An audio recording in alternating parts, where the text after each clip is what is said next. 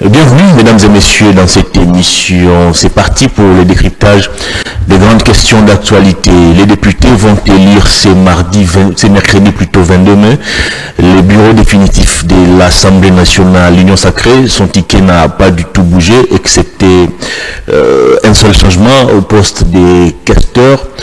Tout le monde est pratiquement là. Vital Kamerhe est candidat président, Jean-Claude plutôt Chilumbaï, premier vice-président comme candidat, Christophe Mbosoko Dia, candidat deuxième vice-président, Jacques Joly, le professeur, candidat rapporteur.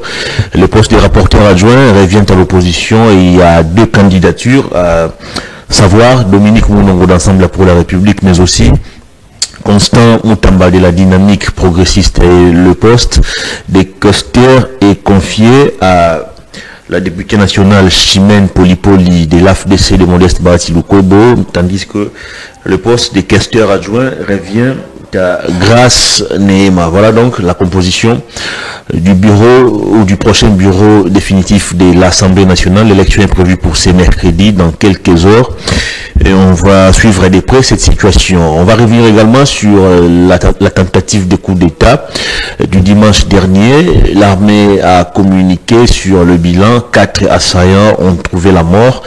Parmi eux, les leaders de ces mouvements, Christian Malanga et la police, mais aussi les FRDC, ont mené un bouclage hier à Kinshasa. Question de renforcer la sécurité à travers la ville. Qu'en est-il exactement de cette attaque? Nous en parlons dans cette émission. Mike Mkebai, une année, jour pour jour en prison, sans jugement, sans peut-être savoir aussi la raison ou le motif pour lequel il est détenu en prison depuis une année. Nous allons en parler dans cette émission. Sommes-nous toujours dans cet état des droits où c'est maintenant les humeurs ou les caprices des juges qui commencent à prôner sur la loi? On va en parler dans cette émission. On va aussi aborder des démissions en cascade au niveau d'Ensemble pour la République, parti cher à Moïse Katumbi. Récemment, c'est le député Gratien Irakan qui a rendu le tablier. Il était haut représentant au niveau des Litouries, je pense. Il a décidé de démissionner. D'après lui, il n'a pas réussi à apporter les députés ou à contribuer à l'élection de plusieurs députés pour les comptes de son parti, raison pour laquelle il rend le tablier. Est-ce que Moïse Katumbi était-il bien entouré ou est bien entouré? Nous en parlons sur ces plateaux avec Marley Vouvou, à qui je m'en vais dire bienvenue. Merci cher Hervé, merci à tous les fidèles téléspectateurs, merci à l'équipe technique. Permettez-moi de dire qu'aujourd'hui, les camps de la prédation, je parle des tourneurs, dans l'affaire Forage et Lampadaire. Vous en parlez toujours? Oui, parce que jusqu'à présent, nous avons comme l'impression, le retard que nous avons connu dans la mise en place du bureau définitif de l'Assemblée a fait obstacle, parce que le procureur avait saisi le bureau de l'Assemblée pour l'autorisation des déclenchements de procédures judiciaires contre les députés cités. Il y a élection aujourd'hui. Notamment Nicolas Kazadi et la révision vous intervient. J'ai dit à l'équipe Nicolas Kazadi, j'ai suivi une émission où les deux invités, ils étaient préparés pour faisant semblant d'être des dépendances, mais c'était une émission préparée pour dire qu'il y a eu fixation sur Nicolas Kazadi. Non, Nicolas Kazadi s'était victimisé. Nous ne sommes pas des idiots pour parler de Nicolas Kazadi et laisser le patron du secteur dans lequel les travail allait être effectué. C'est plutôt Roubaud avait opté pour le silence en attendant l'approfondissement des enquêtes et des déclenchements du procédure judiciaire. Seul Nicolas Kazadi, sachant qu'il est tellement fautif que tous les restes, a voulu se défendre inutilement.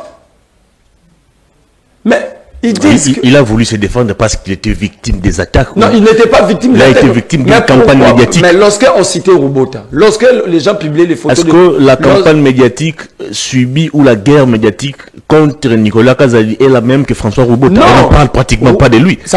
Vous ne parlez pas de ces Maliens Bachili. Non, pas de Bachili. Bachili, on l'a poussé même à aller faire une émission avec Muntala et Thierry Kambundi, où il s'est dévoilé encore.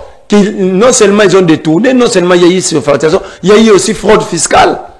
Bacheli l'a dit. Il pensait que le tout taxe signifiait la TVA. Maïka Senga, on a parlé de tout le monde. Plutôt, les autres, ils avaient opté d'attendre le déclenchement du procédure judiciaire. Mais Nicolas Kazadi voulait monter même les équipes de communication. Justement parce qu'il il était victime d'une campagne médiatique. Il devait riposter. Lorsqu'on avait cité Rubota, Giminkulu, celui que Rubota avait remplacé, on a cité Nicolas Kazadi, qui était le premier à aller sur Top Congo.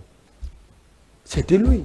Parce qu'il y avait une sorte de fixation sur non, il n'y avait pas de fixation. Mais lorsqu'on avait interdit les gens de quitter ces groupes-là de quitter le pays, on avait interdit celle à Nicolas Kazadi. Lorsque on a sollicité, le procureur a sollicité l'autorisation auprès du bureau de l'Assemblée nationale, il a sollicité pour Nicolas Kazadi? Non. C'est plutôt maintenant, sachant qu'ils sont perdants, que Nicolas Kazadi va être poursuivi et il va être arrêté, je vous l'ai dit déjà. Merci beaucoup. Et là, ils ont changé de stratégie. Il sera arrêté. Il sera arrêté. Nicolas Kazadi, on ne parle pas de la présomption d'innocence. Nous sommes dans la présomption d'équipabilité. Pourquoi c'est seulement Nicolas qui doit être arrêté alors non, lui, il doit être arrêté parce qu'il a accepté. Des gens. Non, les autres, il y aura un procès. Mais lui, il a accepté publiquement qu'il a donné l'argent avec légèreté. Il a dit. On commence avec légèreté. Il a dit ceci. Un projet est tombé sur sa table. Comme ministre des Finances, il a décaissé le fonds. Le ministre des Finances n'est pas là pour décaisser simplement. Il est là aussi pour protéger la caisse de l'État. Il a dit lui-même, pendant le briefing, que lui, il a dit à Ngobila et à Bacheli qu'un lampadaire coûterait $1 500. Lui, il connaît le prix pour avoir exécuté plusieurs travaux dans ce secteur-là de pose de lampadaires. Il dit encore, il a subi de pression de Ngobila et de Bacheli. Il a subi de pression comme d'habitude. Raison pour laquelle il avait accepté de décaisser, de payer à $5 000. Il a accepté. Lui, au moins, il doit être arrêté automatiquement. Merci parce qu'il a avoué. Mais les autres, on va chercher. Mais le problème ici, ce n'est pas que le forage. Le problème ici, on cite plus le nom de Nicolas Kazadi parce qu'il a pris encore $18 millions. Il a donné à son frère Jackie Kazadi pour achat de véhicules ambassadeurs jusqu'à aujourd'hui. C'est depuis 2022. C'est depuis 2022. Donc, on reproche encore à Nicolas d'avoir payé $27 millions de dommages et intérêts dans un faux procès contre la République. Du même encore, Nicolas Kazadi, il a payé $600 millions dans un faux procès avec son frère Nozi Mwamba, avec une fausse entreprise œuvrant dans le secteur de pétrole. Maintenant, là, ils ont mis une équipe sur terrain, cherchant des maisons pour publier que ce sont des maisons de Gilles Alinguet. Non, monsieur le procureur, lorsque quelqu'un est attrapé comme voleur, veut dévoiler les autres, donc il accepte qu'il est voleur. On commence par lui. Très bien. On va parler de ce qui a été retenu au menu de cette émission. D'abord, cette élection au bureau définitif, élection à l'Assemblée nationale pour la mise en place du bureau définitif. Ça nous a pris beaucoup de temps. C'est depuis le mois d'avril, je pense, qu'on attendait cette élection reportée parce que les députés étaient d'abord participer aux élections sénatoriales et ensuite c'est le chef de l'État qui n'était pas d'accord avec la liste présentée par les présidiums de l'Union sacrée. D'abord, tout est parti de la contestation des députés membres de cette famille politique et après réajustement, cette fois-ci, c'est la bonne. Les députés vont voter, c'est mercredi 22 mai, les tickets est dévoilé. Kamere, Jean-Claude Chilumba, Mbosso, Jacques Joly, Chimène Polipoli, Grace Nehema, sans oublier les postes des rapporteurs adjoints qui reviennent à l'opposition. Avoir les profils tels que présentés par l'Union sacrée, est-ce que vous pensez qu'on peut avoir une meilleure Assemblée nationale? Est-ce que l'Union sacrée a déjà eu des bons profils? C'est ça la question. Déjà, l'image de Kamere est comparable au Koulouna. L'image de celle de Kamere, c'est exactement les jeunes Koulouna de Kinshasa. Ou les coupeurs de route sur la route nationale numéro 1 au niveau du Congo central. Donc, on prend un type avec une sale image, un type sans réputation, un monsieur sans dignité, on le place comme deuxième personnalité de la République. Ça dit tout. Ça montre que l'Union sacrée, c'est un vide. Il a les bagages intellectuels, il a l'expérience. Non, ça, l'intelligence ne suffit pas. La moralité. Son passage entre 2007 et 2009 à l'Assemblée nationale a laissé des traces, on va dire, le passage de indélébiles. Vital Kamerhe entre 2007 et 2010 au bureau de l'Assemblée nationale était marqué par la corruption. Il a avoué pendant été corrompu. Il a avoué pendant son procès, il avait créé des rubriques telles que invisibles. L'unique au monde, un rubrique dans le salaire des citoyens appelé invisible. C'est du vol, c'est des dictos. En quoi c'est de la corruption? Vous avez déjà vu, vous êtes intellectuel, avez-vous déjà vu une fiche de paye où on met les rubriques salariales, on vous cite l'invisible? Montrez-moi cette fiche-là. Donc, Kamerhe n'a jamais travaillé pour le pays. Il vient d'être ministre de l'économie. Quelles sont les réformes portées par lui?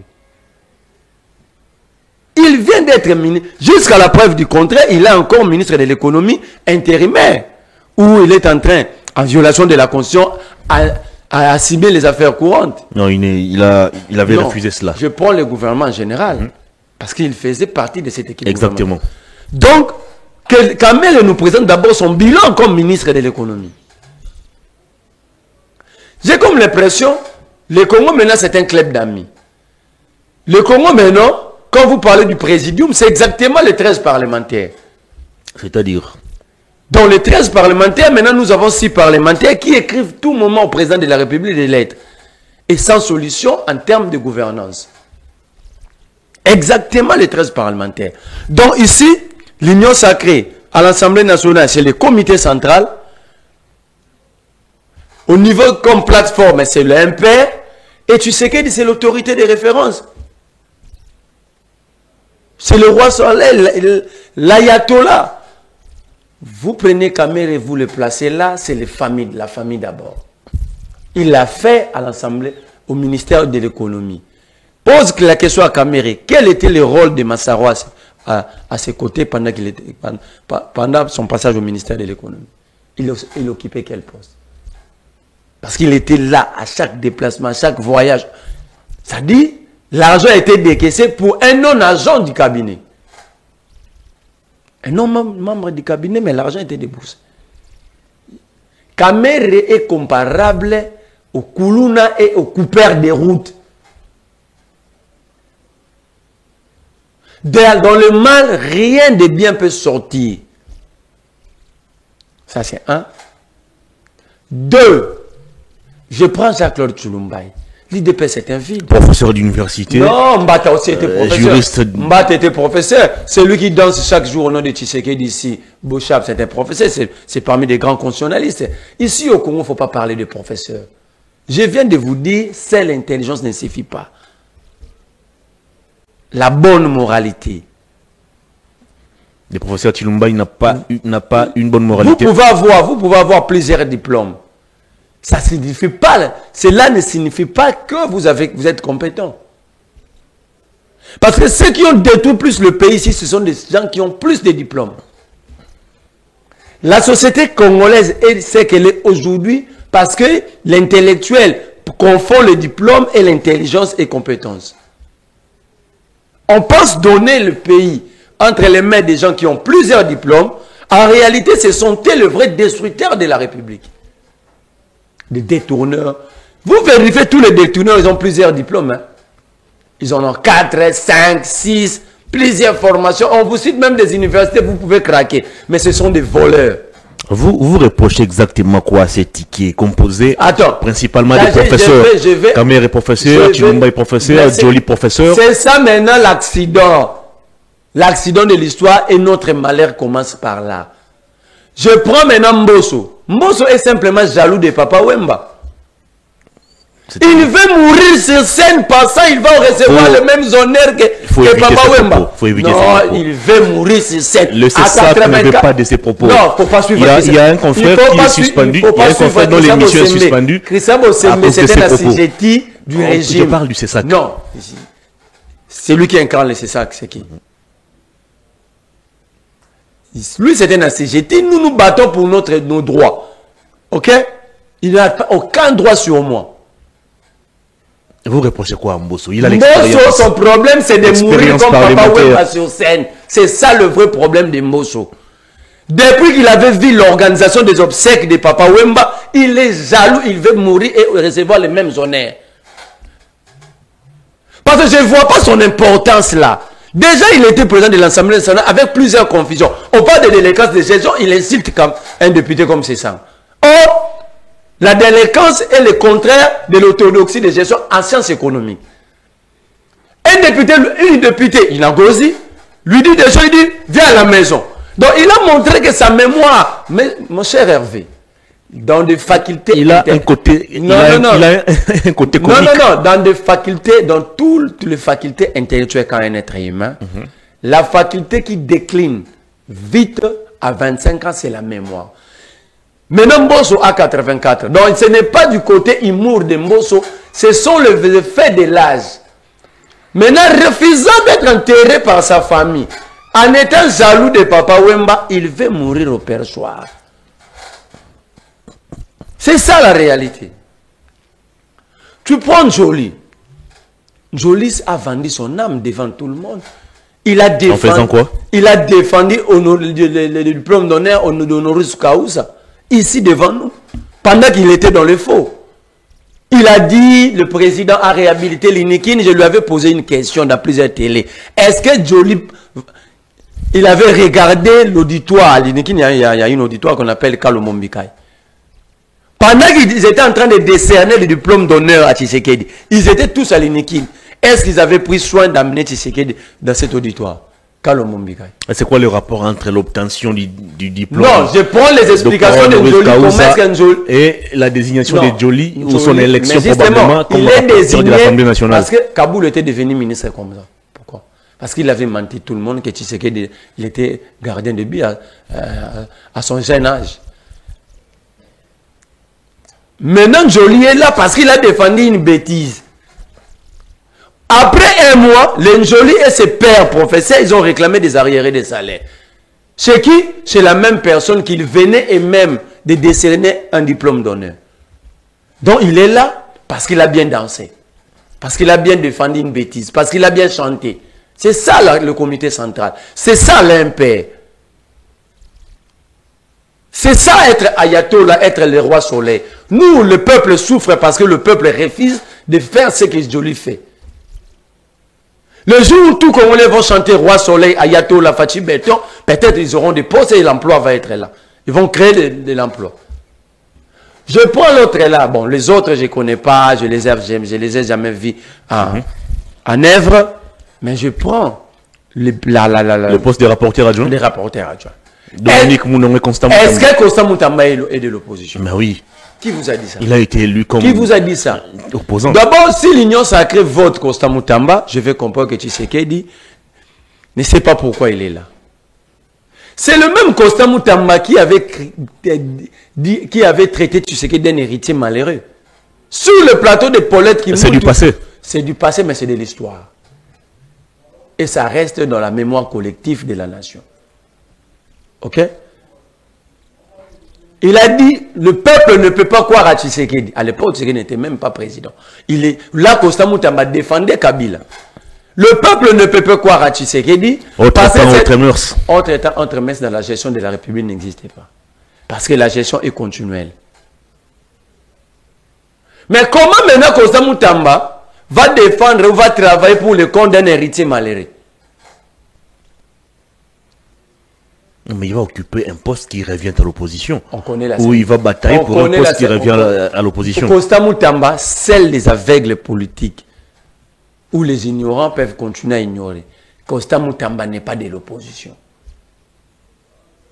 Constant Moutamba là, on doit chercher des préservatifs politiques pour la prostitution politique, pour se protéger contre la prostitution politique de Constant Moutamba.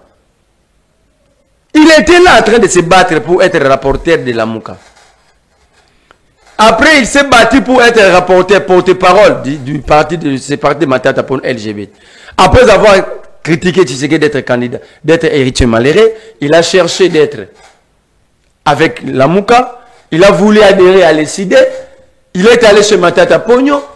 Maintenant, là, pour créer ce mouvement, il a fallu que A.G. Matembo soit questeur de la CENI.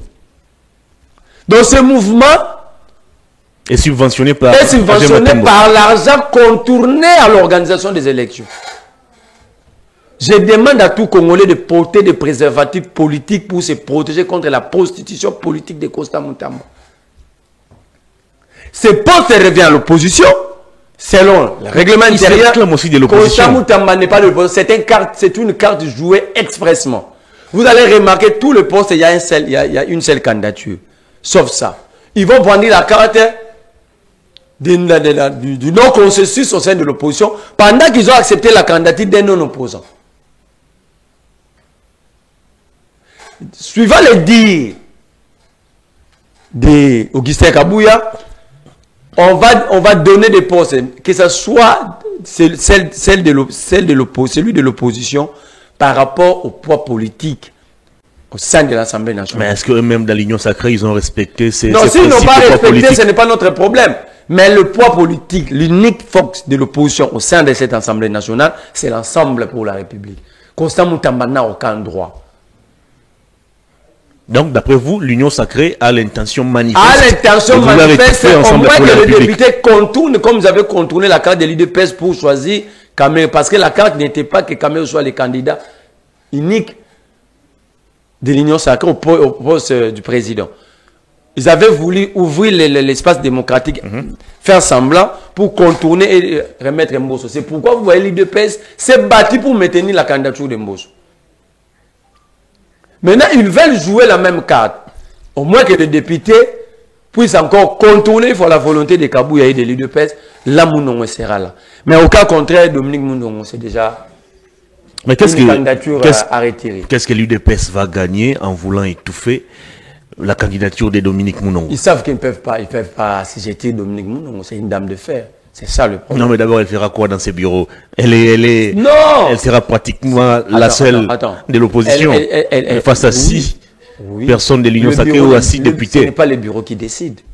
Ce sont le président des groupes parlementaires. Dans ce qu'on appelle la conférence des présidents. Ce n'est pas le bureau. Mais sera là utile pour nous, l'opposition. Parce que en faisant quoi? Nous allons avoir des informations à la source. Colette Chomba venait d'être là aussi. Non, Colette Chomba n'était pas de l'opposition. Depuis quand Colette Chomba fait l'opposition? À quelle année? Elle était là pour les comptes du FCC, je pense. Est-ce que le FCC existait encore?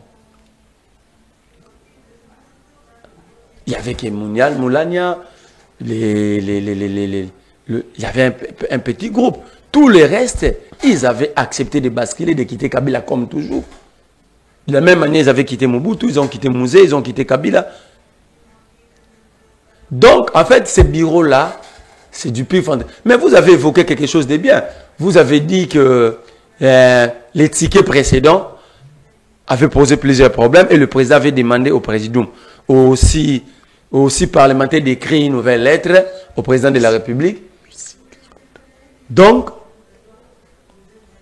Tshisekedi avait renvoyé la liste inutilement. Il avait renvoyé la liste inutilement. Pourquoi inutilement? J'ai dit inutilement parce que des questions soulevées par Tshisekedi étaient résolues en amont. Par exemple,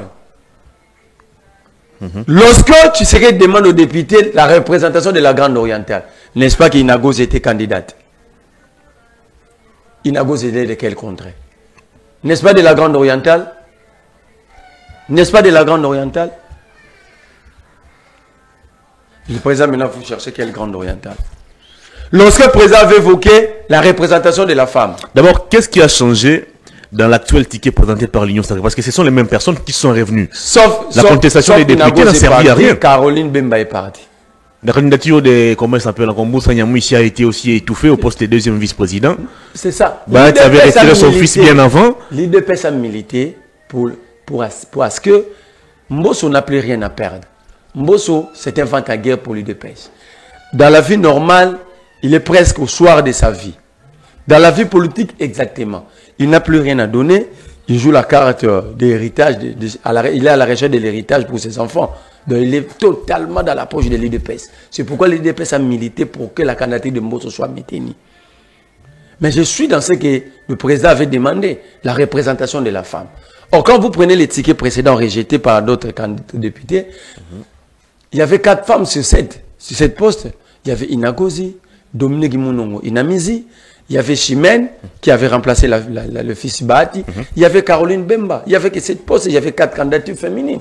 Donc, il n'y avait aucune raison pour le président de dire qu'il faut que la femme soit vraiment représentée. Pendant qu'il y avait cette poste, il y avait 4 candidatures féminines. Donc le président a peut-être cherché à apaiser ou à... Non, le président n'a pas cherché à apaiser. La tension qui commençait à monter dans sa famille politique. Le président a démontré qu'il ne jouit pas d'un vrai leadership. Le président a démontré à la face du monde qu'il ne maîtrise pas le vrai problème de la République. Vous pensez que le président est en train de partager son pouvoir avec les 6 personnalités qui dirigent l'Union sacrée? Les 6 parlementaires qui lui écrivent, qui lui saisissent à chaque instant, à chaque moment, à tout moment. Mais à cette allure, est-ce que nous ne risquons pas de revivre les scénarios FCC Cash? On va pas revivre. Où le président nomme, il y a Kabila qui bloque. Non. Parce qu'avec les 6 personnalités, on a l'impression comme si avons déjà dépassé tout semble bloqué. Ce qui bloque, c'est le manque de leadership de Tshisekedi. Ce qui bloque, c'est ça. On allait avoir ce bureau définitif depuis longtemps. Depuis longtemps, la majorité était connue, mais il a commencé à nommer des informateurs inutilement parce que la majorité était connue. Il transforme les formateurs au formateur, à formateur. Inutilement, il prend encore le soin de nommer une première ministre qui refait le travail fait par l'informateur et formateur. Donc vous voyez ce qu'il organise toutes ces diversions. De la même manière, les gens ne font pas la chronologie de Tshisekedi. Tshisekedi, depuis sa prise du pouvoir, il a commencé par nous dire que c'est le FCC qui bloquait. Il doit partager le bilan avec le FCC. Après, c'était le Covid-19. Il devait aussi partager son bilan avec le coronavirus. Après, c'était la guerre de l'Ukraine. Il devait partager son bilan avec l'Ukraine. À un moment, c'était Katumbi l'étranger qui a recruté des enquêristes pour détruire le pays, pour prendre le pays et l'amener totalement dans la poche de Kagame, pendant que c'est lui qui a amené le pays chez Kagame. Le Ruto l'a dit. On a posé la question à Tshisekedi, est-ce que le M23 sont-ils rwandais? Tshisekedi a dit ce sont des Congolais. Il a dit au chef de l'État de la sous-région. Ruto l'a dit, vous avez suivi. Alors Ruto pose la question que Tshisekedi n'a pas répondu jusqu'aujourd'hui. À quel moment cette affaire avait quitté l'affaire congolo-congolais? À quel moment le Rwanda a intervenu pour que Tshisekedi quitte complètement sa position et puisse se diriger sa thèse vers le Rwanda? C'est là que nous disons, Tshisekedi est dans la diversion. Tshisekedi n'a rien à donner à la République. Ni vision, ni idée, ni leadership. Le problème ici, il faut que le peuple milite pour le départ de Tshisekedi. On doit militer, on doit s'assumer. Je ne suis pas un adepte de la violence, mais à un certain moment, le peuple doit se prendre en charge. Se prendre en charge n'est pas synonyme de la violence. Non, tu sais qu'elle aussi demandé au peuple de se prendre en charge sous Kabila. Exactement. Nous demandons la même chose. Se prendre en charge n'est pas synonyme. Je l'ai dit parce que il y a un député qui est à moitié homme, Eliezer Tambwe, qui risquerait de... À moitié homme, c'est-à-dire? Non, parce que c'est un menteur. Non, c'est un député national. C'est un menteur. Non, c'est un honorable. Être honorable, c'est être revêtu de l'honorabilité. Lui ne jouit pas de l'honorabilité, il n'est pas honorable, c'est un homme à moitié. Vous reprochez quoi à ces députés? Beaucoup de choses. Quand nous allons parler du coup d'État raté, je vais vous dire pourquoi je l'ai dit. Très bien. Parce que vous étiez en train d'évoquer le faible leadership du chef de l'État, mais aussi du côté de l'opposition, et principalement d'Ensemble pour la République, il y a des gens qui estiment, qu'il y a des cadres et militants de ces partis qui pensent que Moïse Katumbi n'a pas aussi un leadership fort. Tous sont en train de quitter le parti, en décriant justement l'incapacité pour Moïse Katumbi de contrôler ces gens, d'imposer la discipline, d'imposer la rigueur et de clarifier et de manière exacte sa ligne directrice.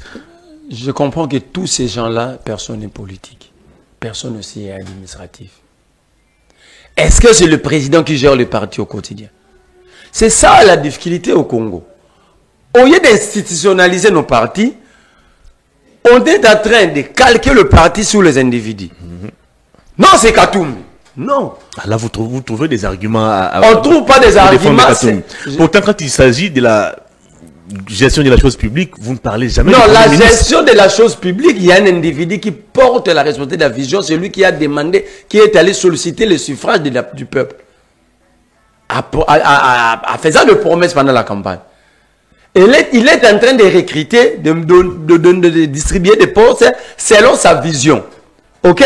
C'est différent de ce que nous parlons. C'est très différent, c'est vraiment différent à 100%. Moïse Katumbi, faible Moïse leadership. Katumbi n'est pas... tribaliste pour certains. Moïse Katumbi a un leadership. La preuve, regarde même dans sa vie privée, en dehors de la politique. Il jouit d'un grand leadership, d'une vision. Il faut d'abord poser la question à ceux qui le disent. C'est quoi un leadership en politique? Est-ce que Katumbi devait distribuer de l'argent pour comprendre que Katumbi, c'est un leader? Katumbi jouit d'un leadership. Regarde même dans ses affaires privées. Regarde comment il est en train d'aider les Congolais à découvrir. Il n'a pas une forte personnalité. À chaque Il a fois, une forte à chaque fois qu'un personnalité. militant ou un cadre veut quitter les partis, il tremble, il appelle pour les soudoyer. Voilà maintenant. Voilà. De l'autre côté, on est en train de décrier le manque d'humanisme, le manque d'altruisme. C'est quoi l'humanisme vient faire quoi ici? Non. Savez-vous que la séparation, c'est la chose la plus difficile dans la vie d'un homme? Non, mais quand quelqu'un se méconduit, non, quand quelqu'un se méconduit, ce n'est pas à parti. Katumbi. Il faut lire les textes du parti. Ou quand quelqu'un décide de quitter son parti, est-ce qu'il est obligé de l'appeler pour le soudoyer? Pourquoi vous résumez tout ça à Katumbi? Parce que c'est lui qui appelle, d'après les témoignages. Ce n'est pas Katumbi qui appelle. Qui ont quitté le parti. L'adhésion des un parti. Donc, tout celui qui dit ça n'est pas politique. Ce sont des inachevés politiques. L'adhésion est libre ou l'adhésion est forcée dans un parti politique? L'adhésion est libre, mais pourquoi quand quelqu'un veut quitter, lui il s'empresse pour pratiquement le il ne cajoler? s'empresse pas. Étant que leader, il doit savoir pourquoi tel membre veut quitter. Savez-vous, c'est facile de quitter, mais difficile de remplacer. Il ne reçoit jamais les rapports des différentes structures de son parti sur le comportement c'est à Katumbi de chaque cadre militant. C'est d'abord à Katumbi de recevoir ou c'est au secrétaire général? Mais le secrétaire général transmet son rapport à qui? Maintenant, la question qu'il faut se poser, est-ce que le secrétaire général fait réellement rapport? Quand je dis rapport, le vrai, au président. C'est ça le problème. Il ne faut pas ramener la chose directement à Katumbi. Il y a une hiérarchie qu'il faut suivre. Même ici, nous sommes à Perfect Télévision. Tout n'est pas lié à Peter Atiani. Chaque département est géré. Mais de l'autre côté, oui, on leur donne raison, Katumbi n'a pas de leadership. Mais de leur côté, qu'est-ce qu'ils ont rendu comme service au parti? Jacques Ndal a dit, lui-même dans une émission, qu'il recevait 15 000 $ le mois pour organiser la jeunesse. La jeunesse d'un parti, c'est la cheville, les colonnes vertébrales du parti. Combien de séminaires et formations qu'il a organisé? Katumbi n'est pas leader. Ok. Lui, Katumbi lui donnait l'argent pour gérer la jeunesse du parti. Combien de formations, combien de séminaires? Ça, il ne le dit pas. C'est ça la nature humaine. L'homme est rationnel, l'homme est défensif. Le mal, c'est l'autrui. L'enfer, c'est l'autrui. Je prends le cas sérieux de la personne qui a accepté sur la place publique qu'il avait autant chaque mois. Cet argent qu'on lui donnait, ce n'était pas un salaire. On lui donnait pour faire fonctionner un département du parti. Au sein du parti. Il a organisé quelle activité de la jeunesse? Être président ou coordinateur de la jeunesse, ce n'est pas amener la jeunesse dans la rue simplement. Rendre la jeunesse du parti utile en termes de réflexion, de projection. Donc, il faut organiser des formations, des séminaires. Alors, si on veut auditer, on va auditer Katumbi ou Jacques Ndal. Puisque le problème, ce n'est pas Katumbi. Jacques Ndal a dit encore Katumbi, c'est un tribaliste. Peter Atiani, qui est parmi les conseillers de Katumbi en communication, et du Katanga. Son porte-parole privé, Kamitato, et du Katanga. L'équipe de la communication proche de Katumbi, Moukébaï, Saf, sont du Katanga. Chéribon Okende qui s'occupait du porte-parole du parti. Il était du Katanga. Il ne faut pas créer des raccordements. Rapidement, on va parler du dossier coup d'État. Dites plutôt, moi je préfère encore Gratien. Ok? Quand il dit, il ne quitte pas le parti, mais il démissionne. de sa fonction. De sa fonction parce qu'ils estiment avoir échoué. Il n'a pas critiqué. Est-ce que ce n'est pas une démission qui ouvre la voie à un départ du parti? Ça, il faut voir après. On est d'abord dans l'acte posé. Il a dit il a échoué. Il se reproche d'avoir échoué. Mais moi, j'aurais voulu que Gratien attende l'évaluation du parti parce qu'on m'a dit qu'il y aura un congrès au mois de juin. Très bien. Parce que il faut savoir, d'abord, Gratien, quand il dit il démissionne de ses fonctions parce qu'il n'a pas réussi à faire passer les députés dans la Grande Orientale, parce qu'il s'occupait de la Grande Orientale. Est-ce qu'il faut poser la question à Gratien? Est-ce qu'il y a eu les élections? C'est aussi un autre débat. Très bien. Alors, puisque les problèmes... Parce que lui-même dit, on n'a pas eu les élections, mais on a eu un coup d'État. Très bien. On vient de subir un coup d'État électoral. Mais comment il peut regretter, il peut démissionner pendant qu'il n'y a pas eu élection, il y a eu un coup d'État? C'est lui-même qui le disait. Très bien. On va parler d'abord de Moukébaye. Une année en prison, sans jugement. Il ne sait même pas pourquoi il est arrêté, pourquoi il est détenu. Est-ce que nous sommes toujours dans cet état des droits prôné par l'UDPS, vanté par les chefs de l'État, ou c'est maintenant les caprices ou les humeurs des magistrats et des juges qui commencent à primer sur la loi?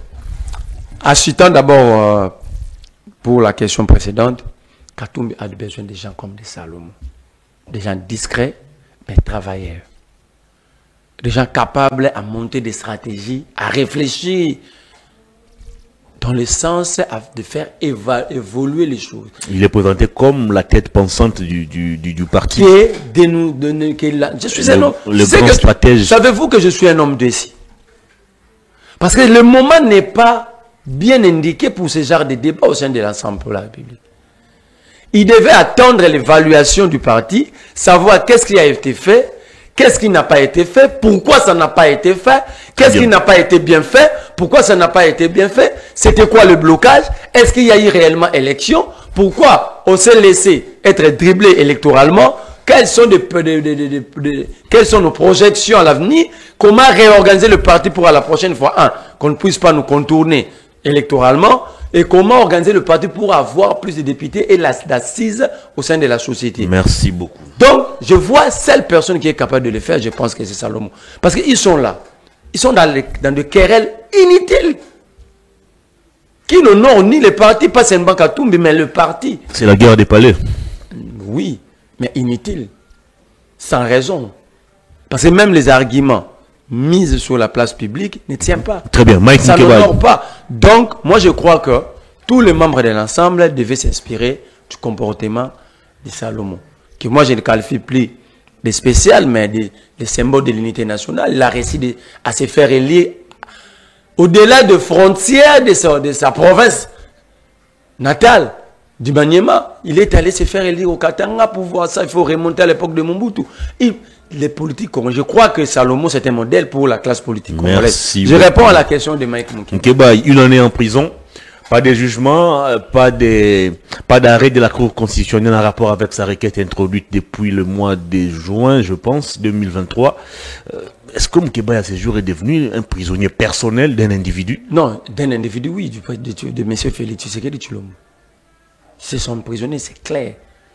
Tout homme averti, tout acteur qui a eu à travailler dans ce dossier a cette réponse.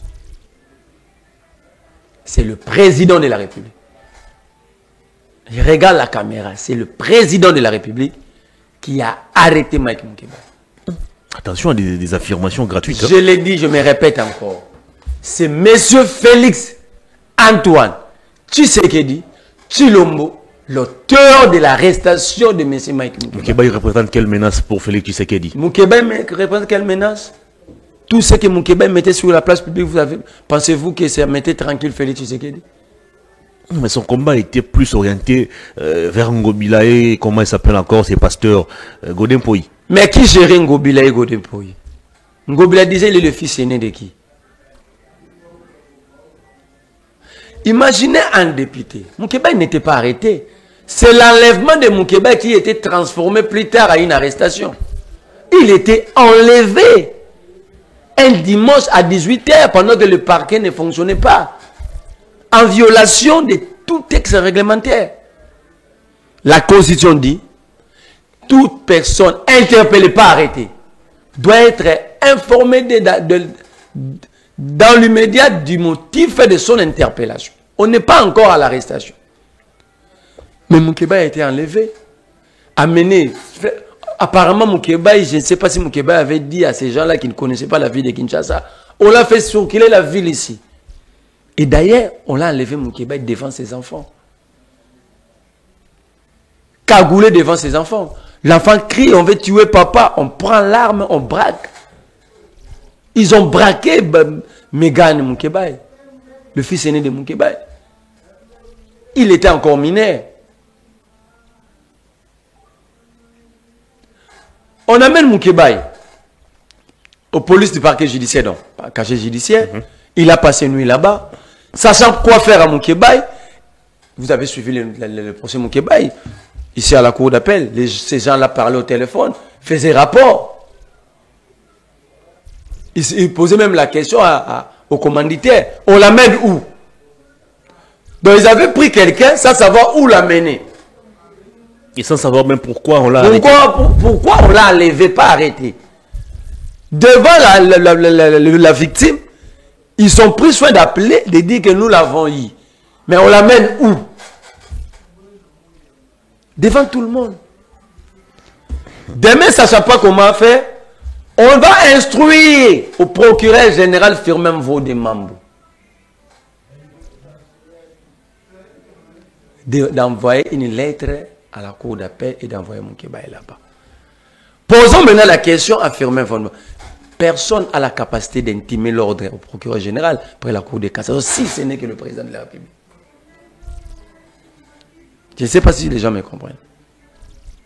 Alors, qui avait demandé à Firmin Vaudemambo, sans que Moukeba passe par la cour de cassation, mais la lettre de son transfèrement soit signée par porteur le sceau de la cour de cassation. Quand est-ce que Moukeba, c'était quand? Entre le 21, le dimanche 21 mai et lundi 22 mai. À quel moment Moukeba était à la cour de cassation? À quel moment que le procureur nous explique? On amène Moukeba à la cour d'appel sans document. La secrétaire refuse de recevoir Moukeba. Il dit il faut la farde de la juridiction qu'il a transférée ici. Ces gens-là appellent le commanditaire. Le commanditaire appelle le procureur général près la cour d'appel de la Gombe. Le procureur près la cour d'appel de la Gombe appelle la secrétaire.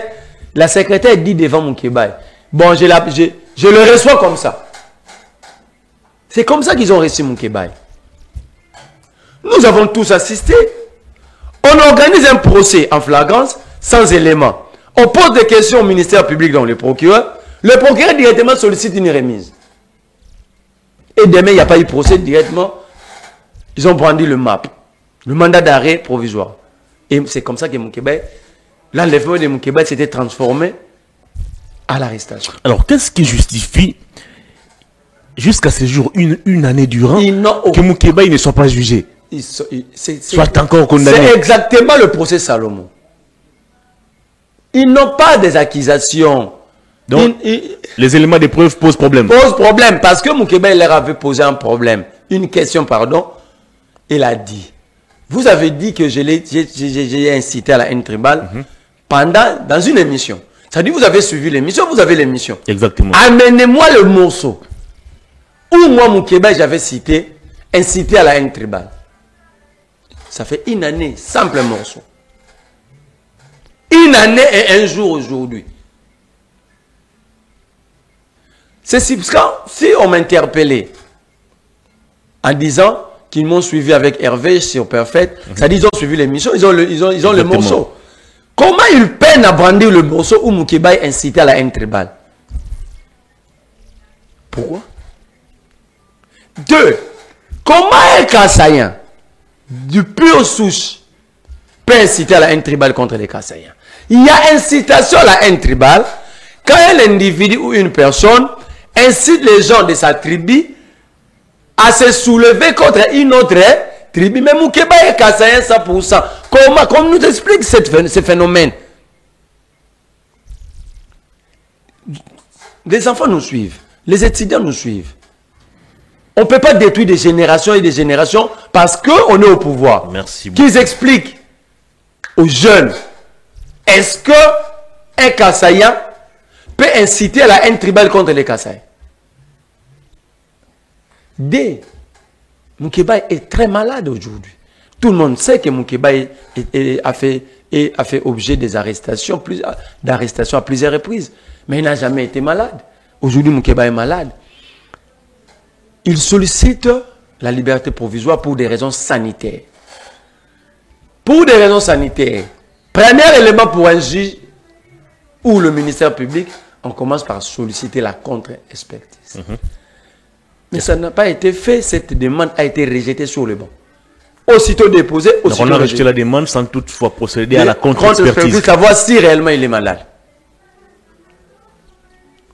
Je pose la question aux juges de la chambre qui juge Moukébaï. Ils ont rejeté cette demande sur base de quels éléments médicaux? Très bien. Parce qu'il n'y a pas eu contre-expertise. Et ils sont juristes, ils ne sont pas médicaux. Comment ils ont su que Moukébaï n'est pas malade? Sur base de quel diagnostic médical? On va terminer l'émission. Conséquence, l'ordre est venu de la Cour constitutionnelle demander à ces juges. Mais pourquoi cette même Cour ne sait pas répondre jusqu'à ce jour de ne pas accorder la liberté provisoire à Moukébaï jusqu'à ce que la haute hiérarchie va donner l'ordre que Moukébaï soit dehors. Et de l'autre côté, ils en profitent. Donc voilà maintenant la politique de l'Union sacrée. Pour envoyer leurs émissaires aller négocier avec Moukébaï pour que Moukébaï bascule à l'Union sacrée.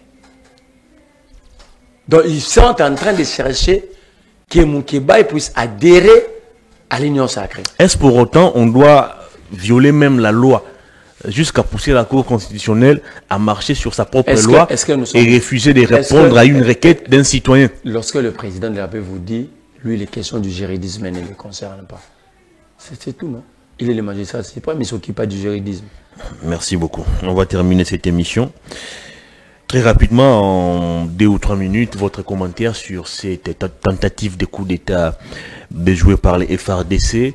Nous avons vu à travers la toile des vidéos où les militaires étaient en train d'exécuter des assaillants, alors que c'est des gens qui n'étaient plus en position, qui étaient déjà en position de faiblesse, ils ne pouvaient plus nuire à ces derniers. Mais pourquoi on doit poser des actes pareils alors qu'on a besoin de la vérité et que en captivant ces gens vivants, on aurait pu savoir un peu plus sur l'affaire? Savez-vous le désordre qui a jusqu'aujourd'hui ou l'incertitude qui entoure la mort de Mouzé jusqu'aujourd'hui? Parce que l'homme qui était présenté comme auteur ou assassin a été tué. Il faudrait maintenant se poser des questions. Pourquoi il faut quitter ces gens? Des gens qui sont déjà maîtrisés. C'est quoi la raison? Il faut organiser un procès. Il faut amener ces gens à dire, à citer les autres commanditaires, à démanteler le réseau. Mais si vous êtes en train de l'exécuter, comment est-ce que vous allez savoir toute la vérité? Toute la vérité, c'était quoi le réseau? Et puis les gens sans force, affaiblis, vous les exécutez pourquoi? Et vous l'exécutez, vous filmez, vous publiez. Sur la toile. Donc vous montrez à la monde que nous sommes des violeurs des droits de l'homme. Si les ONG des droits de l'homme condamnent le Congo, vous allez leur en vouloir ou vous allez dire quoi? Parce que c'est impossible. Vous exécutez un être humain et vous publiez. Vous faites des exécutions extrajudiciaires, des exécutions sommaires, vous publiez, vous filmez, vous publiez. Ça, c'est un des deux. Il y a eu tentative de coup d'État, je ne vais pas trop commenter sur le système de sécurité parce que nous attendons le vrai rapport. Mais je vais commenter sur le fait que nous avons vécu. Mon frère Hervé. Le déroulement des faits. Mon frère Hervé. C'est le premier. 3 personnalités ont été ciblées. C'est le premier pays du monde. C'est la première fois dans l'histoire de l'humanité qu'un pays qui a si raté un coup d'État, le même jour, on va organiser un concert, un événement au Stade de Mati. Les concerts étaient prévus bien avant. Non, il y a des événements qui peuvent être annulés pour des raisons sécuritaires. Mais la situation était sous contrôle d'après les porte-paroles des FARDC. Tout était au contrôle de manière parfaite. Attends. Vous venez de dire qu'ici, il y a eu bouclage. Mais la lettre du ministre de l'Intérieur disait quoi?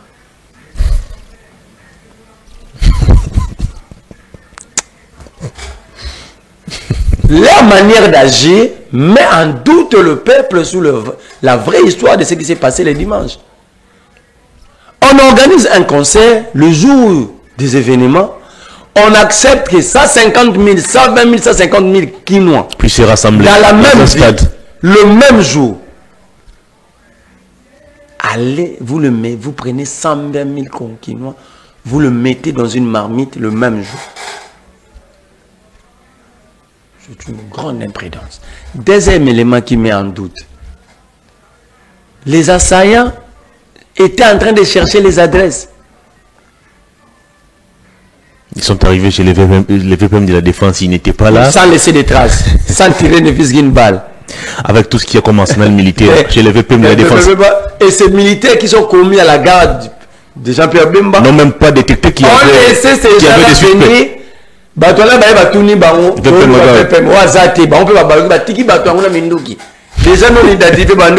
Sans tirer la sonnette d'alarme. Non, bon. Il va encore chercher chez la première ministre. Et je pense que Guilly avait dit. Les dossiers ils sont allés chez Kamere parce qu'ils n'étaient pas à la recherche de Bemba, ni de Madame Judith Soumina, ni de Kamere. Ils étaient en train de chercher le président. Donc, Guilly nous dit notre président c'était SDF. Ils sont allés pensant que comme ils savaient que le président était très proche de Kamere, ils sont allés à 4 heures. Donc, le président passe de nuit chez Kamere. L'autre version de Maman Amida Kamere. La version de Maman Amida Kamere. Amida Kamere dit ils sont entrés chez nous. Ils étaient en train de s'affronter avec nos gardes. D'ailleurs, ils ont réussi à descendre de nos gardes, que je présente mes condoléances à leur famille, parce que je connais l'un des gardes. C'est un frère de Lingwala, Jacques. Ok. Et un des gardes commis à la sécurité des Kamere, eux aussi, il a réussi aussi à neutraliser un assaillant. Mais pendant ces échanges de tirs, les assaillants ont eu quand même le temps d'installer leurs drones pour repérer la position de Vital Kamere. Elle a parlé peut-être sous les effets de l'intervention arrive. La brigade d'intervention va pousser ces gens-là stratégiquement selon Eliezer jusqu'au palais des Nations, symbole de l'État. Donc le fait pour ces assaillants de prendre d'assaut les palais de la Nation, c'était une stratégie militaire. Ils n'ont pas voulu s'affronter avec les militaires sur l'avenue de Vital Kamere. Ce sont la brigade d'intervention qui ont poussé ces gens-là jusqu'au palais de la Nation. Mais ces gens-là descendent le drapeau de la République, faire monter le drapeau d'Isaïe. Ça, c'est selon l'intelligence d'Eliezer. Il dit ces gens-là, ce sont les jeunes du peuple RD. Oh. Mais il a dit. Ah bon? Ils ont quitté Nairobi. Ils ont fait Nairobi, Brazzaville, passant par Brazzaville jusqu'à Kinshasa. On doit interpeller Eliezer Tambou. Parce qu'il connaît ces jeunes-là, parce qu'il dit que ce sont les jeunes du PPRD. Il connaît même l'itinérance. C'est un bon renseignant pour le service. Merci beaucoup. C'est là que je disais, Eliezer, c'est un homme à moitié. L'émission est terminée, mais l'autre question, c'est aussi celle de la perméabilité de nos frontières. Ça doit remettre en cause l'efficacité de nos services. Nous devons repenser nos services de sécurité. Merci. Parce que ce n'est pas simplement ça. On cherchait John Numbisi. Personne ne sait comment il a été sorti. Il a quitté le Congo. L'autre fois, le régime nous a dit que Kabila a quitté le Congo sans que les services puissent être informés. Donc ça veut dire, en prenant toutes ces informations, il y a une faiblesse dans nos services. Donc nous devons repenser nos services de sécurité. Nous devons voir qu'est-ce qui manque, qu'est-ce qui empêche nos services d'avoir. Parce que les services ne peuvent pas continuer à agir en aval. Les services doivent agir doivent anticiper. Merci donc, beaucoup, Marley. Il faut voir l'enveloppe que l'État met à la disposition des services. Il faut voir quels sont le matériel Pas nous. Exactement. Ceux qui interviennent dans les secteurs. Vivement une interpellation du VPM de la Défense et de l'Intérieur national. Ils doivent nous expliquer aussi comment les gens peuvent arriver à Kinshasa et se promener avec des armes sans être... Et on nous a montré là où ils habitaient, à ma campagne. Et Eliezer dit qu'ils étaient là pendant 3 mois. Ah bon? Il a beaucoup d'informations. Il a beaucoup d'informations. Il dit qu'ils étaient là pendant 3 mois. Merci beaucoup. L'émission est terminée. Grand merci à vous, Marley, vous pour votre disponibilité. C'est à moi à vous dire merci. C'est d'ailleurs mon anniversaire aujourd'hui. Vous ne m'avez pas anniversaire, cher message. Merci beaucoup. Grand merci à toute l'équipe technique. C'est mon anniversaire aujourd'hui. J'invite chacun de vous à Bandal, mais notez bien, chacun payera sa facture. Cette émission est terminée. Grand merci à vous de l'avoir suivi. Au revoir. Bonne suite des programmes sur nos antennes.